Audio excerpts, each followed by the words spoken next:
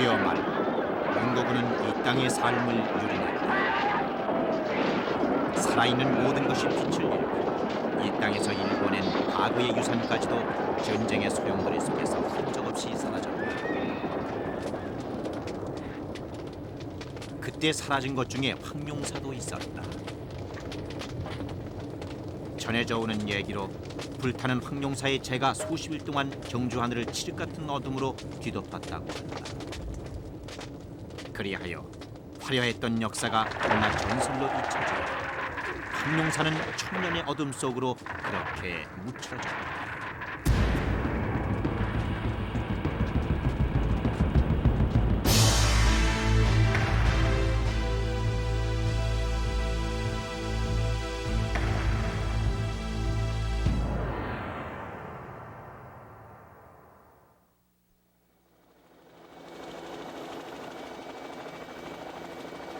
그 폐허의 자리에는 현재 주춧돌만 남아있다. 황룡사에는 미래를 예견했다는 거대한 불상인 장유존상이 있었고 삼국 통일을 이끈 구충탑이 하늘을 찌를 듯이 서 있었다고 한다. 그러나 우리가 알고 있는 것은 몇몇 단편적인 기록과 전설과 주춧돌뿐. 이것만으로 황룡사의 모습을 상상하기는 어렵다. 어느 때부터인가 신라의 후예인 경주 사람들은 황룡사 구충탑의 모습이 바로 이곳 경주 남산에 남아있다고 믿고 있다. 남산은 통일신라 시대의 불교 성지다. 곳곳에 석불과 석탑 등 수많은 불적이 마치 상상 속의 불국토를 연상시키는 곳이다. 그 경주 남산의 한 골짜기에는 거대한 부처바위가 있다. 높이가 9m, 둘레가 30m에 이르는 이 부처바위에는 명랑이라는 신라의 고승이 삼국 통일 후 당나라를 몰아내기 위해 불상과 황룡사 구충탑을 새겨놓고 기도를 올렸다는 얘기가 전해지고 있다. 실제로 바위에는 탑이 새겨져 있다. 학자들은 이 마의 구충탑이 통일신라 시대에 만들어졌기 때문에 황룡사 구충탑을 본뜬 것이거나 그렇지 않다 해도 최소한 그 당시의 목탑 양식일 거라고 확신하고 있다.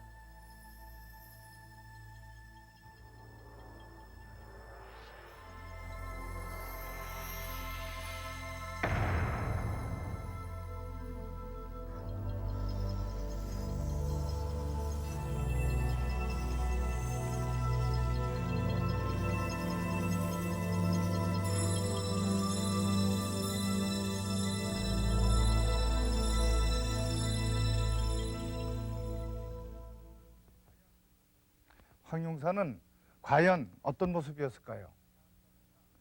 이 의문은 사학자들이나 고건축에 관심이 많은 저와 같은 건축가들이 오랫동안 가지고 있던 숙제였습니다. 처음 짓기 시작해서 완성될 때까지 무려 100년이 걸린 동양 최대의 사찰이었던 황룡사. 우리는 그 흔적을 하나하나 찾아가면서 마침내 거대하고 화려한 황룡사의 모습을 복원하고자 합니다. 우리가 찾은 첫 번째 단서가 이 바위에 새겨진 탑입니다. 경주 사람들이 황룡사 구충탑의 모습이라고 믿고 있는 이 탑은 황룡사 탑처럼 구충인 것을 쉽게 알 수 있습니다. 상륜부를 보면 단순하게 처리되는 석탑과 달리 정교하게 만들어진 것이 목탑임을 알 수 있습니다. 천막 끝에 달려있는 풍경들이 목탑인 것을 명확하게 해줍니다. 이것이 황룡사 탑의 모습이라고 단정 지을 수는 없지만 가장 가까운 모습인 것은 분명합니다. 우리는 경주 남산의 바위에서 황룡사 구층탑의 모습을 찾아내듯 우리 민족 최대의 건축물인 황룡사의 모습을 복원하고자 합니다. 먼저 우리가 알아내고자 하는 것은 황룡사 구층탑의 규모가 과연 어느 정도였을까 하는 점입니다.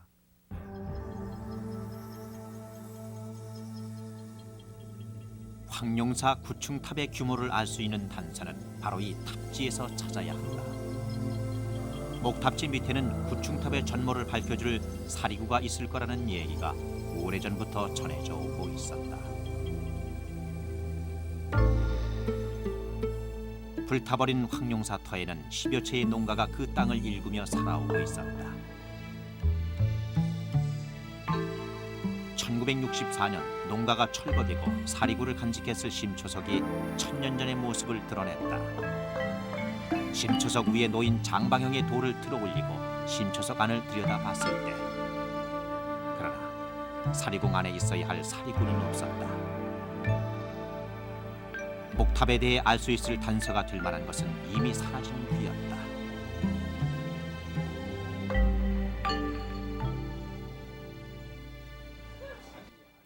그로부터 2년 후, 당시 황룡사 조사위원이었던 황수영 박사는 낯선 사람한테서 진귀한 물건을 감정해달라는 연락을 받았다. 건네받은 물건을 감정하면서 황 박사는 흥분을 감출 수가 없었다. 그것은 다름 아닌 도굴된 황룡사의 바로 그 사리구였기 때문이다. 황 박사가 받은 사리구 중에는 가장 작은 사리그릇과 네모난 청동 소함이 있었고,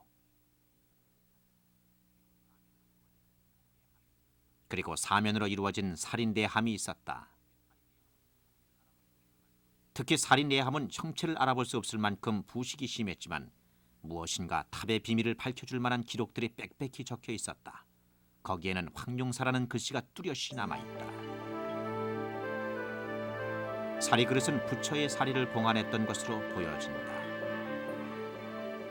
그것을 청동소함이 감싸고 있었고, 정확한 용도는 알 수 없지만 금동팔각 사리탑도 사리구 안에 함께 보존돼 있었다.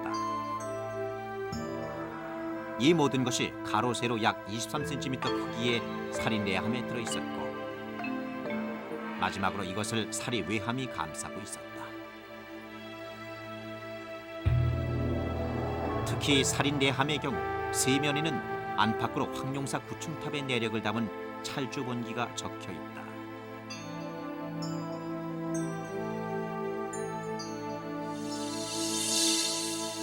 바로 그 찰주본기에 황룡사 구층탑의 높이를 알 수 있는 글이 새겨져 있다. 구층탑은 철반 이상의 높이가 7보, 그 이하가 30보 석자라고 한다.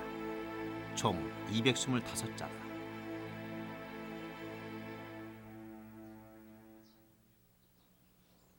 그것을 지금의 수치로 환산해보면 황룡사 구층탑의 높이를 알 수 있다.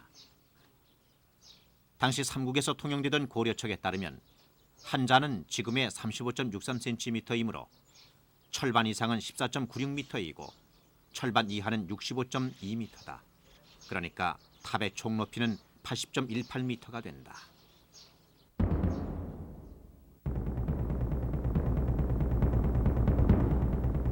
우리는 마의 탑을 80m의 높이로 경주 벌판 옛 자리에 다시 세웠다.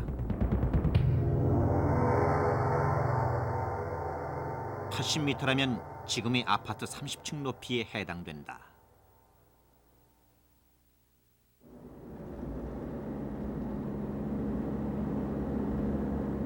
중국 서북 지역에 위치한 산서성 응현. 바로 그곳에는 멀리서도 한눈에 보이는 높은 탑이 서 있다. 목탑 가운데 세계에서 가장 높다고 알려진 응현 목탑이다.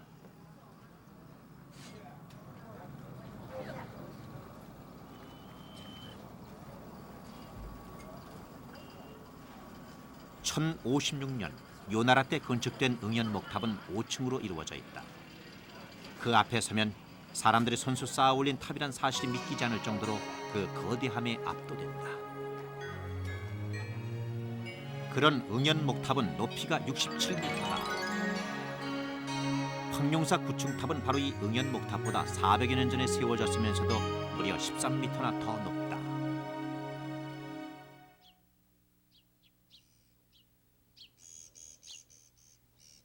사리구를 통해 밝혀진 탑의 높이 외에도 황룡사의 규모를 짐작해 주는 것은 또 있다. 1976년부터 본격적인 발굴이 시작되면서 황룡사 터에서는 생각지도 못한 의외의 발굴품이 금당터 기와무지더미에서 발견됐다. 수십 개로 조각난 채 버려졌던 치미. 발굴위원들은 조각난 치미를 5년에 걸쳐 정성스레 이어붙였고, 마침내 치미를 복원시켰다. 그 크기가 1m 82cm다. 치미는 지붕이 용마루 양쪽 끝을 장식하던 기와다. 복원된 치미는 황룡사 금당에 올려져 있던 것으로 추정된다.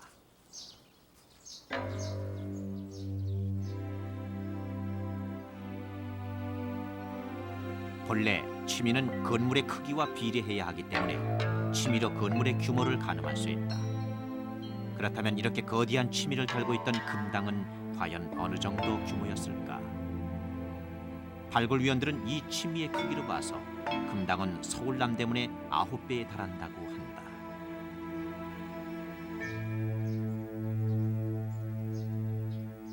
황룡사의 규모는 종의 크기로도 유추할 수 있다. 지금도 종루터가 남아있다. 삼국유사의 기록에 의하면 황룡사의 동정은 49만 7천 근의 구리를 들여 만들었다고 한다. 그 크기는 현존하는 우리나라 종 가운데 가장 크다고 알려진 성덕대왕 신종의 4배다.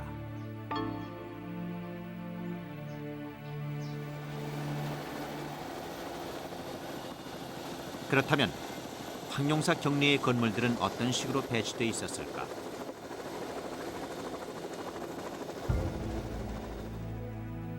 경내에 들어서면 양옆으로 종루와 경루가 있었고 탑 뒤로 금당이 셋이 배치돼 있었다. 금당 뒤로는 강당이 있고 회랑이 둘러쳐져 중문과 이어졌으며 다시 남문과 담장이 절과 속세를 구분짓는 경계구실을 했다. 그리고 그 절 한가운데 바로 구층탑이 세워져 있었다.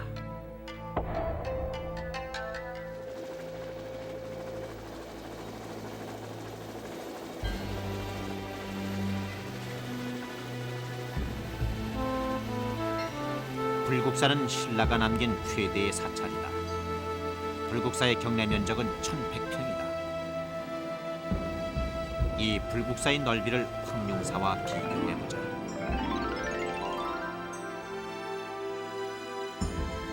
황룡사의 경내 넓이는 8,800평이므로 불국사의 8배다.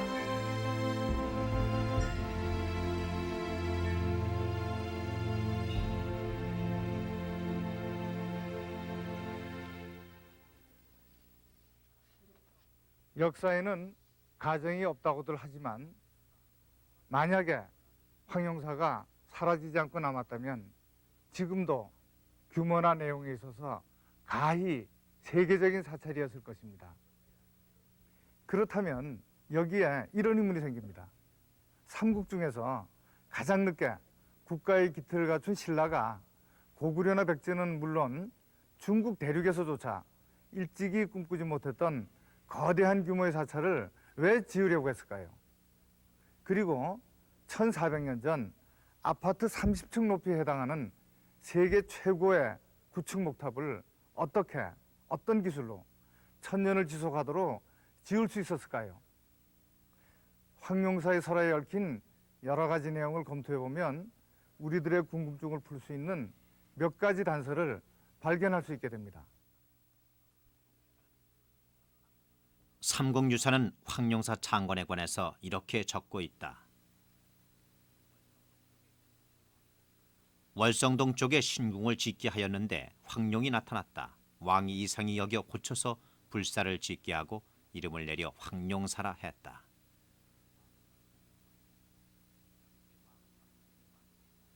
여기서의 왕은 바로 진흥왕이다.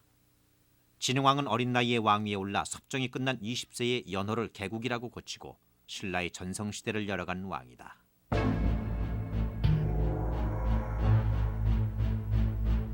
당시 진흥왕은 활발한 정복 사업을 펼쳐 약소국이었던 신라의 영토를 크게 넓혀갔다.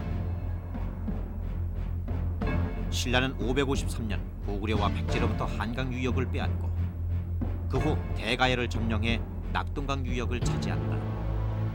또 동해안을 따라 북상해서 함흥평야까지 진출해 강대국으로 부상한다.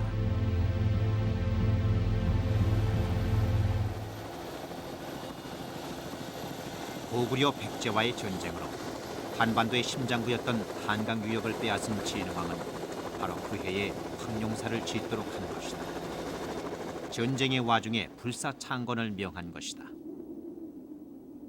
진흥왕이 황룡사를 지으라고 한 것이 당시의 정치적 상황과는 전혀 무관한 것일까? 그 황룡이 바로 제황을 의미하는 거고, 또 불사는 소위 불교라는 것이 법흥왕 때 공인이 되었지만 아직까지 소위 일반에게 파급돼서 완전히 몇 개는 문제가 있었다는 거죠. 그럴 때 구심체로서 이 소위 영토 확장의 영조였고, 결과적으로 또 자기가 섭정에서 벗어나서 장년청에 대해서 정사를 자기 스스로 할 수 있는 나이도 됐고 했으니까 자기가 정치 주체를 이끌고 가고, 거기에다가 이 소위 그 불교라는 종교를 등에 업고, 그렇게 해서 백성을 끌어가는 차원에서의 구심체가 바로 황룡사의 창건이 아닌가. 신라인들을 하나로 결집시키기 위해 황룡사가 지어졌다면 이곳에는 엄청난 대역사가 시작됐을 것이다.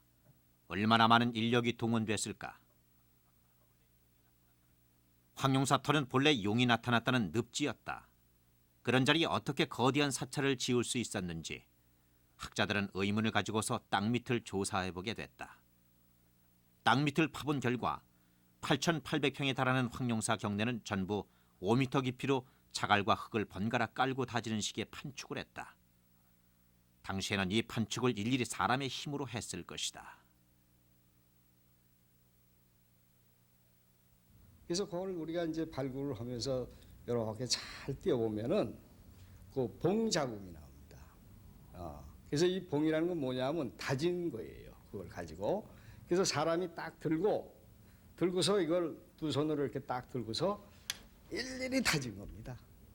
그러니까 7cm 그 직경의 면적을 가지고 그 넓은 터를 말이죠. 다 다졌다는 것은 이게 도대체 어떻게 만들었을까?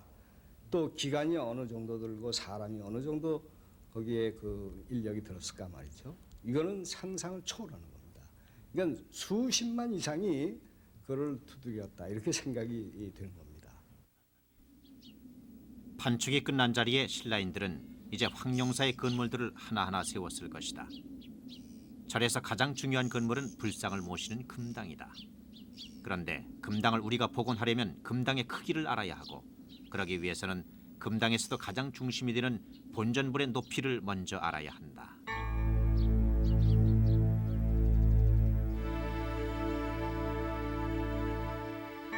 금당에 안치된 본전불에 대해 삼국유사에는 이런 얘기가 실려 있다. 인도의 아유광이 2년이 닿은 나라에 가서 장육존상을 만들라는 편지와 함께 황철 5만 6천 근과 황금 3만 푼을 석가삼전 모형과 같이 보내왔다.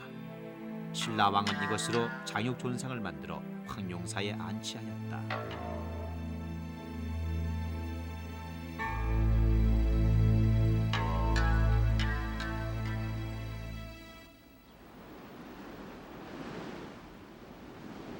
인도에서 보낸 배가 왔다는 울죽은 사포항.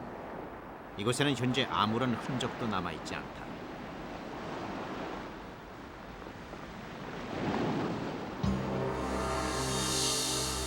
인도를 통일했던 아유광. 그가 보내 조성했다는 장육존상은 1장 6척, 즉 높이가 5m이다.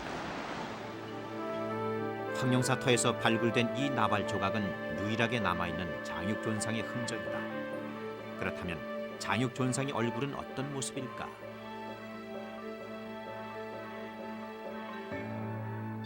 황룡사터에서 나온 불상 중에 가장 오래된 금동보살. 얼굴은 이 모습과 가장 닮았을 것이다.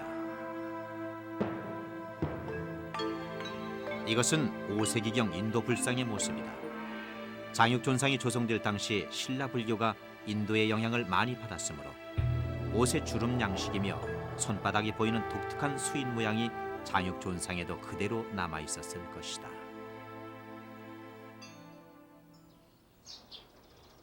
우리는 옷주름 양식과 수인 모양을 간직한 인도 불상의 모습을 경주 남산의 삼채석불에서 찾아냈다. 삼채석불은 장육존상과 같은 시대에 조성된 만큼 그 시대에 유행했던 불상 모습을 간직하고 있었을 것이다. 우리는 장육존상을 복원하기 위해 삼채석불의 주름 양식과 손 모양을 그려서 똑같은 모습으로 조각했다. 장육존상의 머리 모양은 황룡사터에서 발굴된 나발 모습으로 얼굴 생김새는 금동보살두로 서 있는 자태나 옷주름 손 모양은 삼채석불의 모습과 똑같이 해서 장육존상의 원형을 만들었다.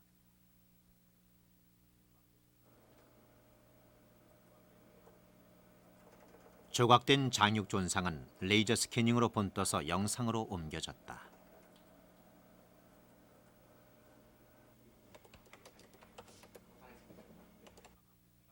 그리고 마지막으로 금박을 입혀서 마침내 장육존상의 모습을 1개월여 만에 복원했다.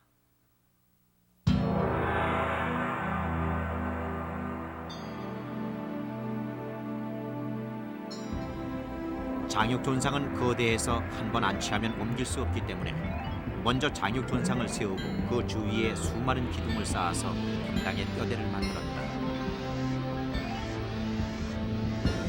우리가 추측할 수 있는 것은 여기까지다. 기둥을 어떻게 세웠고 지붕과 기둥은 서로 어떻게 연결했는지 국내에는 이 시대의 건축물이 남아있지 않아 전혀 알 수가 없다.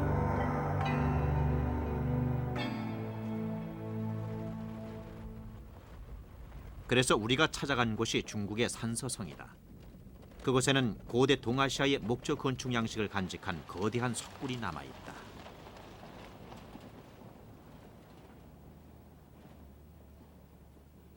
(150여) 년에 걸쳐 53개의 굴을 파고 그 안에 불상과 탑과 금당을 조각한 운강석굴. 이곳의 9번째 석굴에는 화려한 금당의 모습이 남아있다. 운강석굴은 황룡사보다 100여 년 앞서 조성됐고 한반도 불경노화에 가장 큰 영향을 끼친 북위시대의 유적이다. 이 금당의 모습에서 우리가 주목하는 것은 공포다. 이 금당은 사람 인자형의 보조 지지대와 사람이 양손과 머리로 물건을 떠받치고 있는 것 같은 형상의 주 지지대, 즉 공포로 지붕에 힘을 받쳐주고 있다. 본래 공포란 기둥과 지붕을 이어주는 구조물로 건물이 무너지지 않게 힘을 분산시키는 역할을 한다. 고대 건축물은 바로 이 공포에 따라 건축물의 골격이나 생김새가 달라진다.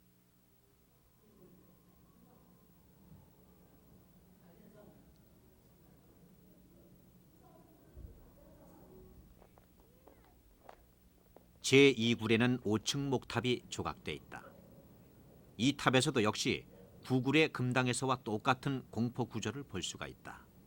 궁궐이든 사원이든 탑이든 고대 동아시아 건축은 바로 이 공포의 그 비밀의 열쇠가 있다. 운강석굴에서 본 공포를 우리는 중국의 응연 목탑에서 한층 더 정교한 실물로 확인할 수 있다. 옛 사람들은 건축물의 천지인의 의미를 담았다. 즉 지붕은 하늘이고 기둥은 하늘과 땅을 이어주는 것이고 공포는 구름을 상징했다. 공포의 조립 과정을 보면 초석에 기둥을 박고 그 위에 창방이라 불리는 가로목재를 연결한다. 그리고 소첨차를 대각선으로 얹고 주두로 받침대를 만든 후에 다시 소로를 얹고 마지막으로 지붕의 힘을 가장 많이 받는 외목도리를 얹게 된다. 이러한 공포 구조는 현대 건축에서도 흉내내기 힘들 만큼 역학적으로 완벽히 계산된 구조라고 한다.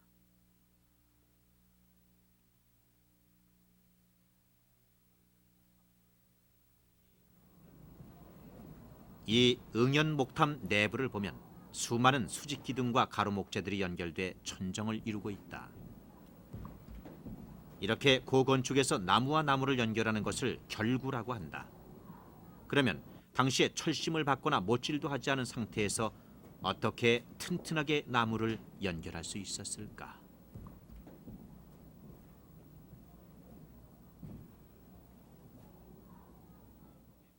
우리는 여기서 고대 건축술의 진수를 엿볼 수 있다. 예를 들면 기둥과 기둥을 연결할 때는 촉을 만들어 연결할 나무에 홈을 파서 접합한 후 비녀장을 끼워서 고정했다. 두 개의 목재를 가로로 이을 때는 각각의 구멍을 파고 나비 모양의 이음새를 만들어 연결했다.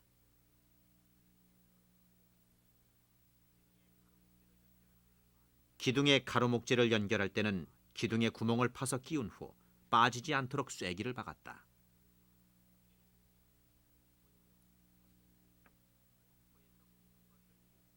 공포에서 기둥머리를 이을 때는 열십자로 쪼개 내면에 촉을 만들어 끼웠는데 이를 사계맞춤이라고 불렀다.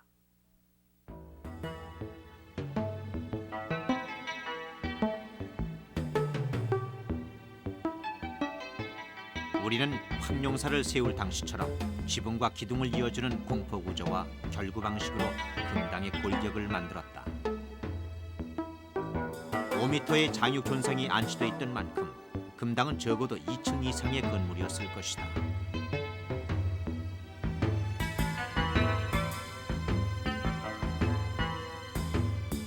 드디어 화려했던 금당의 모습이 복원됐다.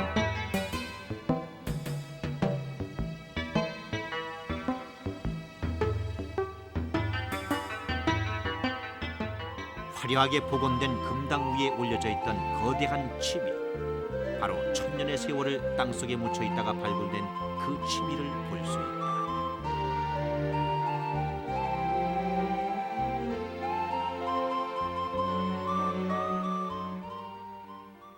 이 금당의 침이에서 우리는 천년 전의 신라인과 만날 수 있다.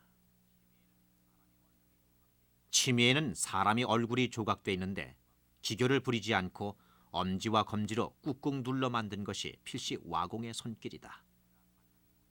황룡사를 짓느라 만나지 못하는 고향의 부모와 처자를 생각하며 그리움을 담은 것이다.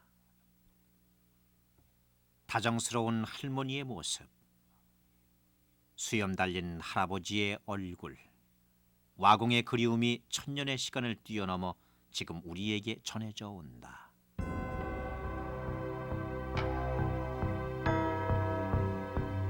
수많은 신라 장인들의 땀으로 이루어진 황룡사는 터를 닦기 시작해서 금당이 지어지기까지 무려 30여 년이 걸렸다. 그러나 그때까지도 우리가 알고 있는 구층탑의 모습은 보이지 않는다.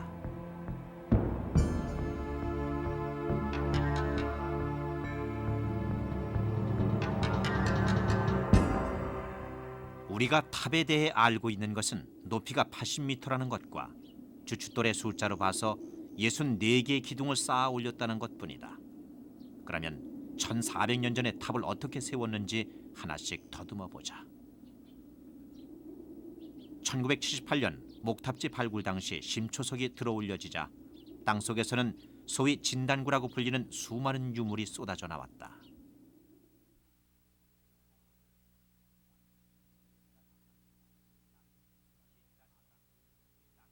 진단구란 땅의 신을 달래 악의 기운을 누르기 위한 것으로 금, 은, 수정, 유리 등 7보에다 가위, 칼, 요령 등 악마를 쫓는 데 효과적인 무기라고 생각되는 물건들을 앵마기로 땅속에 넣어두는 것이다.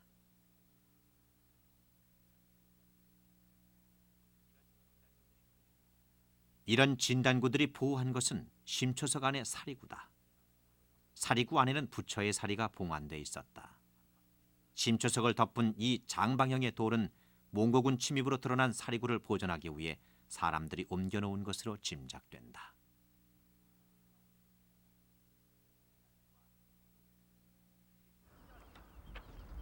진단구와 사리구를 탑지 밑에 묻고 신라인들은 그 위에 기둥을 쌓아 올렸다. 80m 높이의 탑을 쌓아 올리려면 기둥의 굵기는 어느 정도였을까? 기둥이 불타면서 생겨진 흔적으로 굵기를 측정해 봤다. 마지막 이 송진까지도 불에 탔기 때문에 송진이 불이 타면서 이 화강암이 어떤 변형을 일으킨 것입니다. 그래서 이 색은 희고 이 색은 검은 것입니다. 그래서 요 자욱은 기둥의 제일 밑부분이라고 생각을 하시면 좋겠습니다. 그럼 이것을 측정을 해보면 예. 기둥의 굵기를 알 수가 있겠네요. 당연하죠.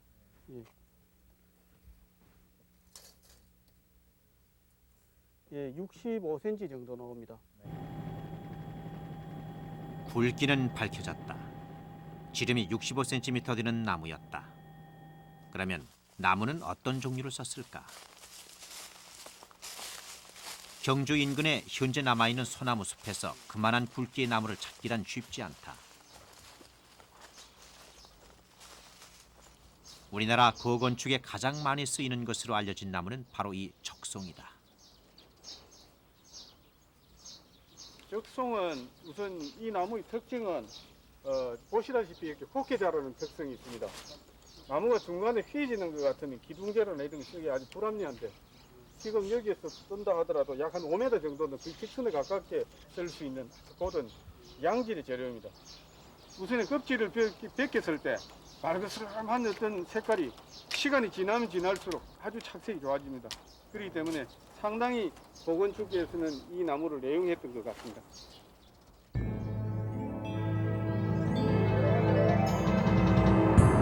신라인들은 초석에다 64개의 나무 기둥을 받고 기둥을 서로 엮어서 80m 높이의 탑을 쌓았다.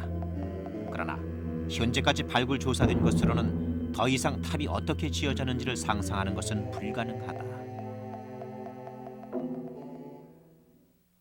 일반적으로 건축학자들은 황룡사 9층탑을 우리나라 고건축의 바이블이라고 이야기합니다.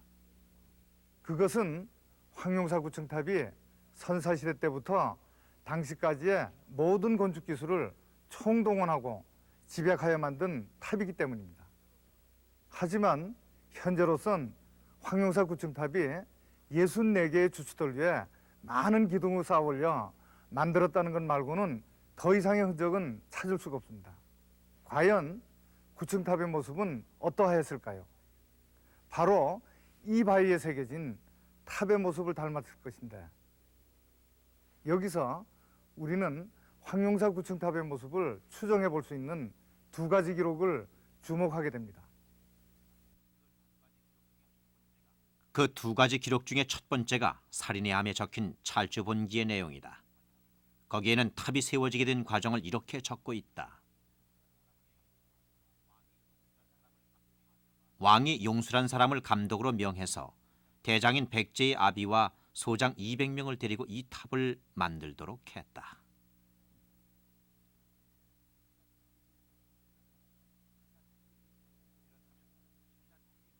그렇다면 신라 최고의 건축물이었던 황룡사 9층 탑은 아비라는 백제 장인에 의해 지어졌다는 얘기다.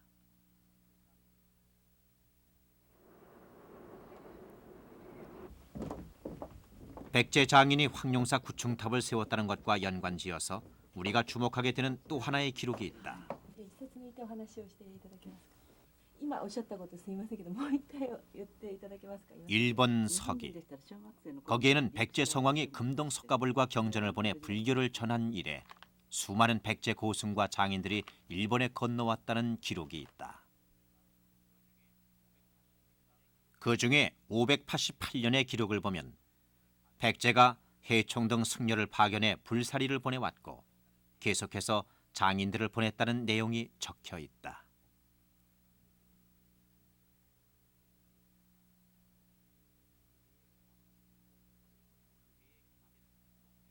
그 해의 기록에는 또 일본으로 건너온 백제 장인들의 이름이 구체적으로 명시되어 있는데 절 만드는 기술자 사공, 철을 녹여 모양을 만드는 노반 박사, 기와장인 와 박사, 그림 그리는 화공까지 사원 건축에 필요하다는 장인은 거의 전부 망라돼 있다.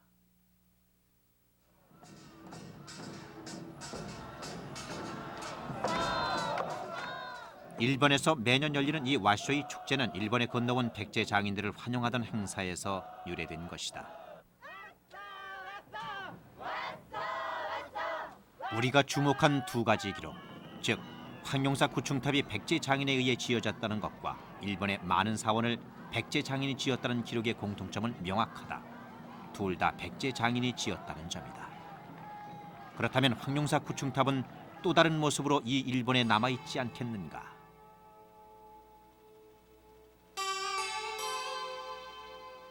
검룡사는 일본에서 가장 오래됐으면서 백제의 흔적 또한 가장 많이 남아있는 절이다.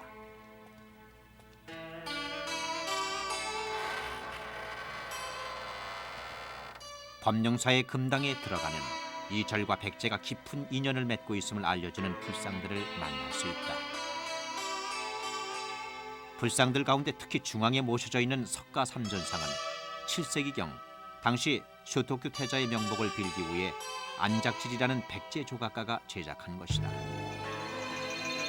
이 금강에 그려진 벽화 가운데는 그 유명한 고구려 승려 담징의 벽화도 있다.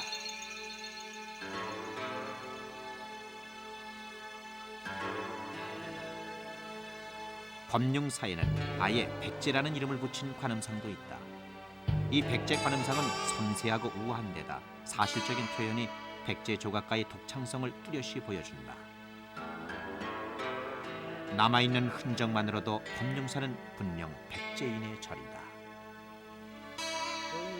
百済の人たちの指導で初めてその日本でその仏教建築が作れるようになる。ですからちょうどその瓦も今瓦の職人さんもその時来たわけですね。ですからその時に瓦の作り方やなんかも初めて教えてもらって、多分古い時代にそういう建築技術が百済に来て、でその百済からまたこちらに来て、でそれがこの法隆寺では残ったんだろうというふうに考えています。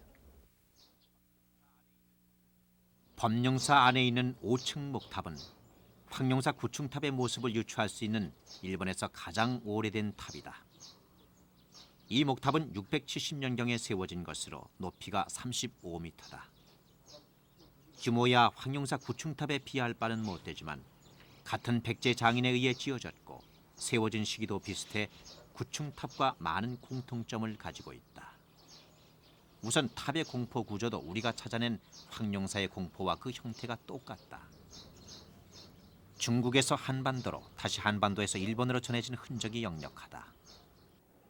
실제로 탑의 모습이 낯익다. 법룡사의 탑은 전형적인 일본의 탑과는 다르다. 흥복사 5층 탑은 높이 50m가 되는 목탑이지만 1층에서 5층까지 안정감 있게 줄어드는 체감비를 전혀 느낄 수 없다. 일본의 목탑 중에서 가장 높다는 동사의 탑도 거의 자로 잰 듯 일직선이다. 이렇게 체감비가 없는 탑이 바로 일반적인 일본 탑의 모습이다. 그러나 법룡사 5층 탑은 위층으로 올라갈수록 좁아지는 체감비가 있다. 이것은 경주 마의 9층 탑의 체감비와 거의 비슷하다. 그렇다면 법룡사 5층 탑은 일본에 있는 황룡사 탑이라고 봐도 틀리지 않는다. 이제 황룡사 9층 탑이 어떻게 세워졌는지 그 건축 기법을 법룡사 5층 탑에서 찾아낼 수 있을 것이다. 법룡사 5층 탑 안으로 들어가 보자. 고대나 현대나 건축의 핵심은 기둥이다. 기둥이 어떻게 어떤 모습으로 세워져 있는가에 따라 건축물의 형태가 달라진다. 心柱のこの場合は心柱が実は下へずっと伸びましてね、はい、地面の下3メートルぐらいまで掘っ立て柱になってて、そこに大きな心礎がありまして、そこに穴を掘って槍を収めてるわけですね。心柱とですね、はい、塔の周囲の構造物とはですね、ああいうふうにつないでないんですね。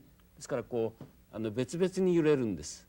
で結局それが地震の時なんかにですね、はい、塔を丈夫に持たせてる、秘密ですね。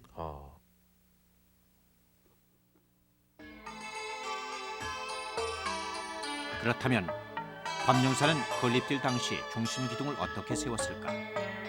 우선 심초 속에 구멍을 파고 그 이음새에 기둥을 세운다. 그 과정에서 수많은 사람들이 줄을 당겨 기둥의 균형을 잡는다.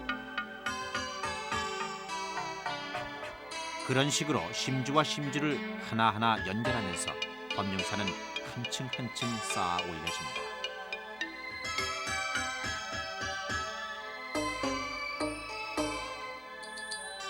그리고 마지막에 금동제로 상륜을 완성했다.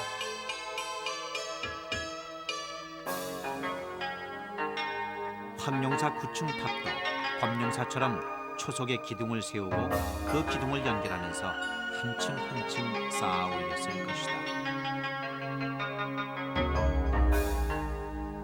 그리고 무너지지 않게 공포로 받쳐주고 마지막 상륜부는 마의탑의 상륜 모습에 가장 가까운 형태로 복원했다. 드디어 9층 탑의 외관이 완성됐다.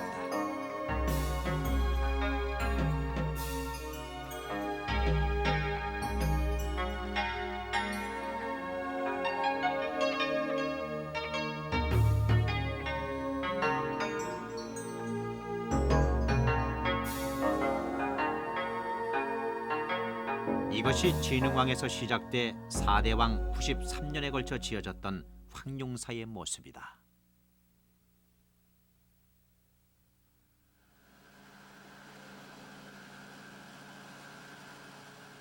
목탑은 탑 건축의 기본이다. 그러나 우리나라에서는 안타깝게도 목탑의 맥이 끊겨가고 있다. 이제 황룡사 구층탑과 같은 거대한 목탑은 그 건축 기술조차 언제 맥이 끊어질지 모르는 상황이다.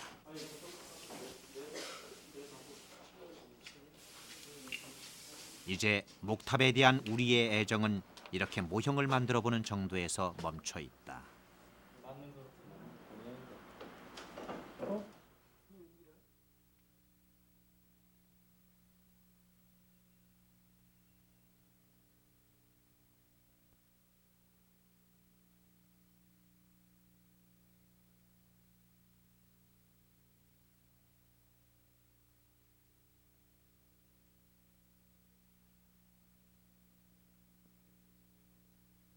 이것은 6개월에 걸쳐 제작한 황룡사 구층탑의 모형입니다.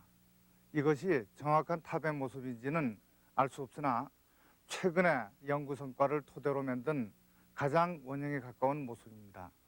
이 탑의 높이는 4m로 실제의 황룡사 구층탑을 20분지 1로 축소한 것이지만 이 자체만으로도 참으로 아름답고 웅장해 보입니다.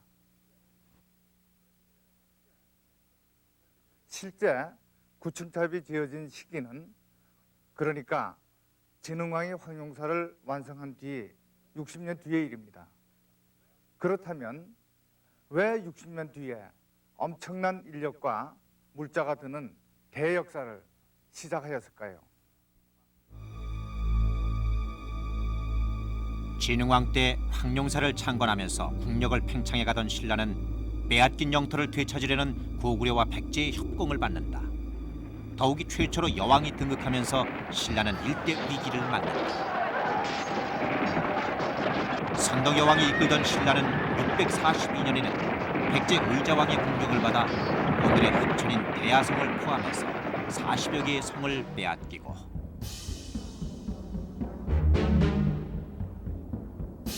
한강 방면의 거점인 당항성마저 고구려 백제 연합군의 공격으로 함락 직전에 놓이게 된다. 신라의 사직이 위급한 상황에 이르자 선덕여왕은 당나라 태종에게 구원을 요청했다. 당시 당태종은 이렇게 답신을 보내왔다. 그대 나라는 여자를 임금으로 삼아 이웃나라의 업신여김을 받는 터이므로 해마다 편한 날이 없을 것인즉 내가 친척 한 사람을 보내 그대 나라의 임금으로 삼는 것이 어떻겠는가. 당태종은 오히려 구원을 요청한 선덕여왕의 폐위를 거론했다.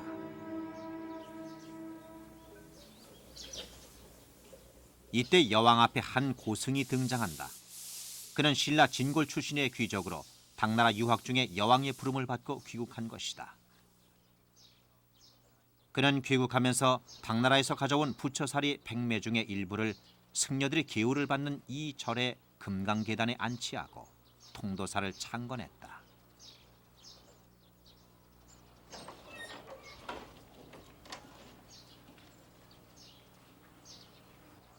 그가 바로 자장법사다. 자장은 선덕여왕에게 부처살이를 보이면서 구층탑을 건립할 것을 제안한다. 그는 왜 구층탑을 세우자고 했을까?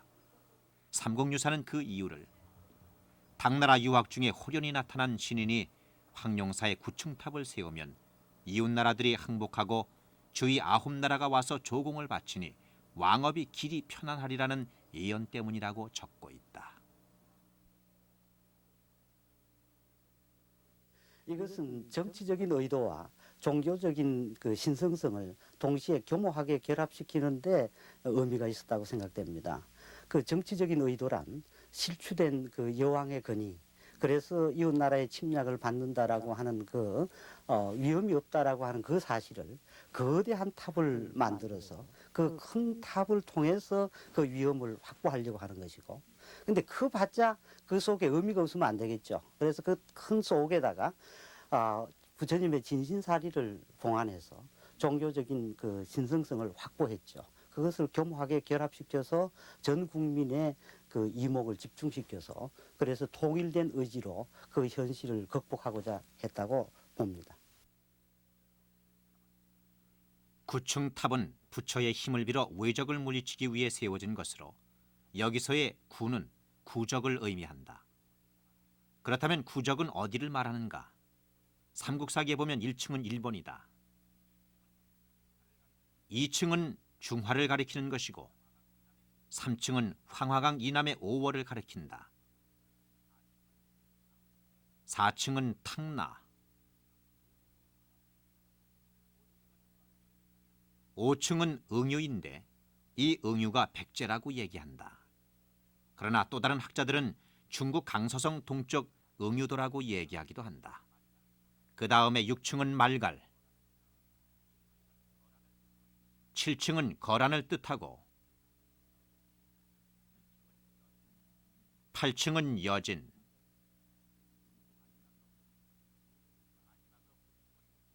마지막으로 9층은 예맥을 말하는데 이 예맥 역시 사실은 고구려의 옛 이름으로 학자들은 이것이 고구려를 지칭하는 것이라고 추정하고 있다. 부처의 힘으로 나라를 구하려고 탑을 세웠다면 탑에는 불심을 하나로 모으는 각종 상징물들이 배치됐을 것이다. 실제로 구층탑의 탑신과 상룡부 사이 철반에는 99개의 소속탑이 모셔져 있었다. 이 소속탑 하나하나에 신라인들은 사리 일매와 내종의 무구정방 대단한 이경을 넣었다. 그렇게 하면 신라 땅에 99억 개의 탑이 세워진 것과 같은 불력이 작용해 전쟁이 사라지고 불국토가 도래한다고 신라인들은 믿었다. 구층탑의 외관은 이미 완성됐다. 하지만 각종 신앙 행위가 이루어졌으리라 짐작되는 구층탑 내부가 어떤 모습이었는지는 알지 못한다.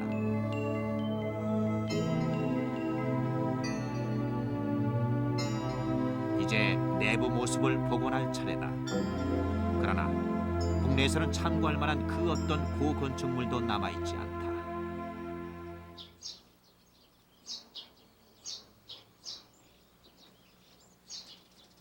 우리는 다시 한번 일본의 법룡사 5층 탑 속으로 들어가 보자. 탑 1층의 내면은 전부 입체적인 조각으로 이루어져 있다. 동서남북 내면의 조각은 석가가 태어나서 열반에 들기까지 그의 생애를 담은 것이다. 탑 속에는 사리를 봉안하고 그 위에는 석가의 생애와 함께 그가 전한 진리를 조각으로 장식하고 그런 점에서 5층 탑은 석가모니를 기리는 일종의 기념관인 셈이다. 애욕으로 고통받는 속세의 인간들, 탑은 업보에 시달리는 인간들에게 깨달음을 일러주는 등불 같은 역할을 한다.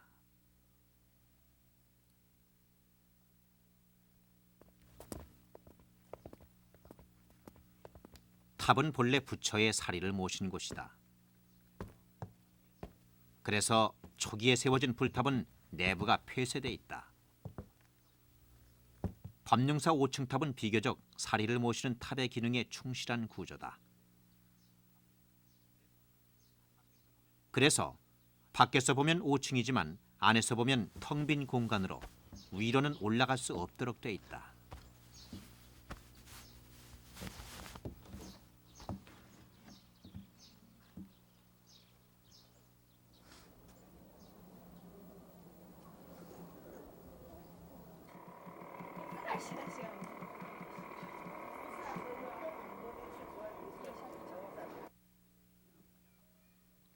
그렇다면 중국의 응연목탑 내부는 어떤 모습일까?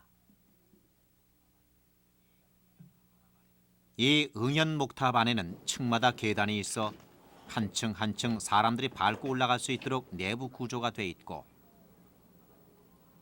각 층마다 여러 불상들이 배치돼 있다. 응연목탑은 법룡사 5층 탑처럼 순수하게 불탑의 기능만 갖고 있지는 않다. 요나라 시대 이 산서성은 적의 침입이 빈번하자 사리를 모신 불탑을 세우면서 막루 기능도 겸하도록 지었다.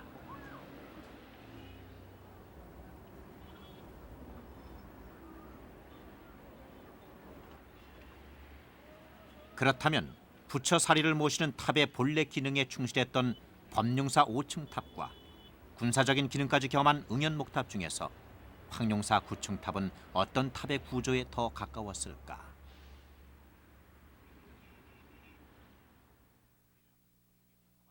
우리는 국립도서관 고서실의 장서 더미 속에서 황룡사 9층 탑의 내부 구조를 짐작해 해주는 고려시대의 시 두 편을 발견했다.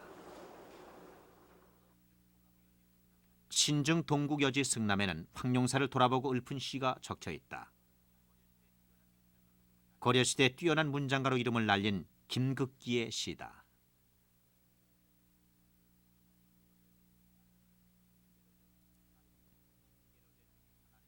층계로 된 사다리 빙빙 둘러 허공에 나는 듯 일만강과 일천의 산이 한눈에 트이네. 굽어보니 동도에 수없이 많은 집들, 벌집과 개미집처럼 아득히 보이네. 여기서 층계로 된 사다리 빙빙 둘러 허공에 나는 듯이라고 한 시 구절로 봐서 9층 탑 안에는 계단이 있었고 올라갈 수 있는 구조였다.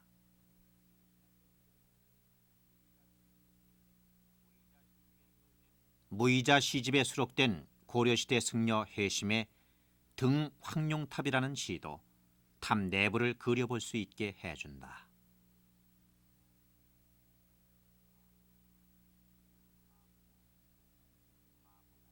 한층 다 보고 또 한층 보면서 걸음걸음 올라 점점 넓게 바라본다. 지면은 깎은 듯 평평한데 쇠잔한 백성들의 무너진 집을 차마 볼 수 없네. 한층 다 보고 또 한층 보면서란 해심의 이 시 구절은 9층 탑 안에 각 층마다 볼 것이 있고 난간이 있었다는 얘기다.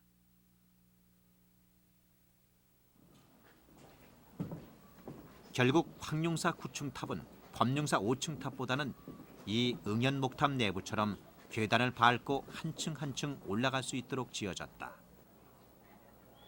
그러나 황룡사 9층 탑이 응연목탑처럼 층마다 불상을 배치했는지, 불상을 배치했다면 어떤 모습이었는지는 알 길이 없다. 확실한 것은 9층 탑의 계단을 따라 오르면 탑 꼭대기까지 올라갈 수 있었고 난간에서 시가지를 한눈에 내려다볼 수 있었다는 점이다. 당시 신라는 고구려와 백제로부터 끊임없이 공격을 받고 있던 터라 9층 탑은 군사적인 기능도 불탑의 기능 못지않게 중요했을 것이다.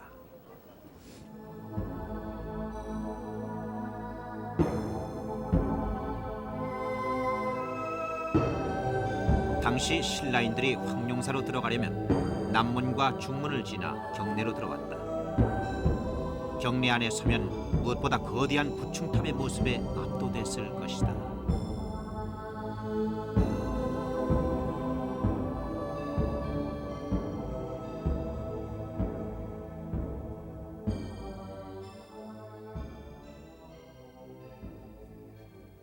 저는 지금 컴퓨터 그래픽으로 완성된 황룡사 9층 탑 앞에 서 있습니다.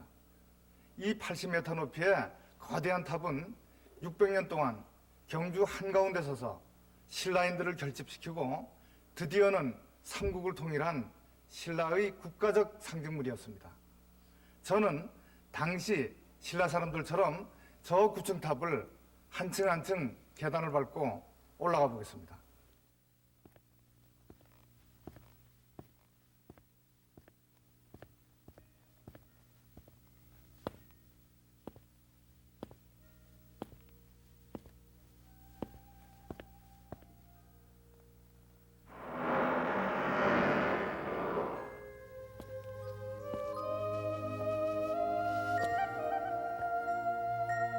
구 층 탑의 문을 열고 안으로 들어가면 아마도 1층에는 여러 불상이 배치돼 있었을 것이다. 또 사방에는 벽화가 그려져 있었다. 그 벽화 가운데는 새가 날아와 앉으려 했다는 솔고의 소나무 벽화도 있었다.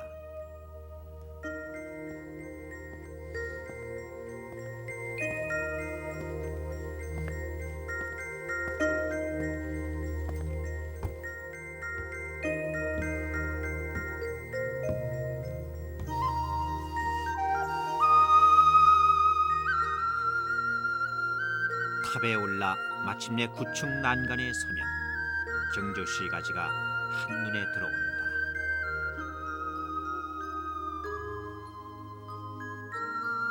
구층 탑 위에서 내려다본 천년 전의 경주는 왕이 살던 화려한 수도 왕경이었다.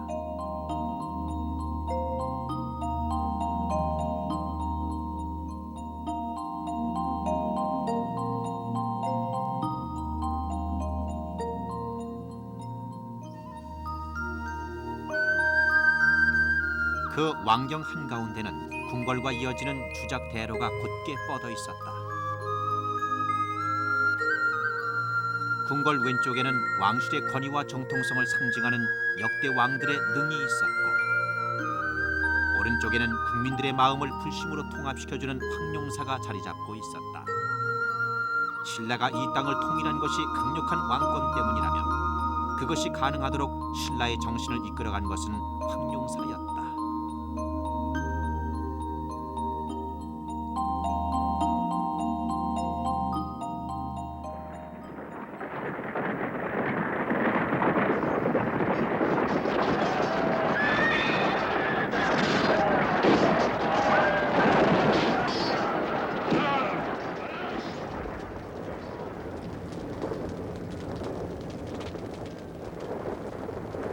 (700) 년을 지속해온 황룡사는 이렇게 사라졌다.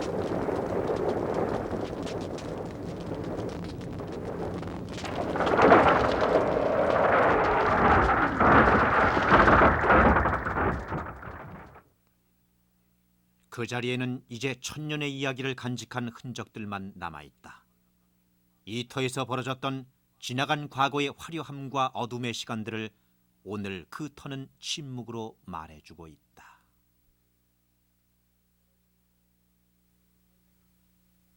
우리는 이 바위에 새겨져 있는 탑의 모습을 최초의 단서로 해서 황룡사 전체의 모습을 복원해 보았습니다.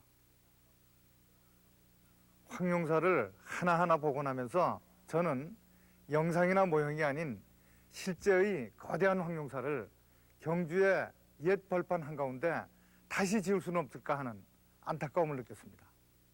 만약에 우리가 경주의 황룡사를 다시 세울 수만 있다면 우리의 문화유산이 아기자기하고 섬세할 뿐 아니라 웅장하고 거대하기도 했었다는 사실을 눈으로 확인할 수 있을 것입니다.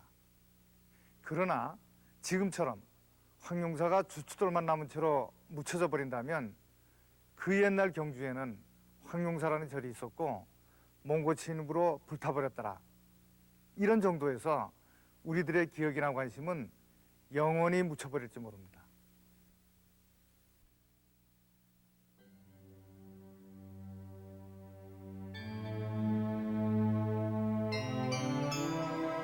과거의 흔적은 오늘 우리가 다가가자 화려한 옛 모습을 되찾았다. 그 과거의 흔적은 언제나 잊혀지기보다는 살아있는 모습으로 기억되길 원했고, 그렇게 어둠 속에서 우리를 기다려왔다. 과거의 흔적들이 멈췄던 숨을 다시 쉬기 시작하면 그것은 바로 지금 이 땅에 살고 있는 우리의 또 다른 미래가 된다.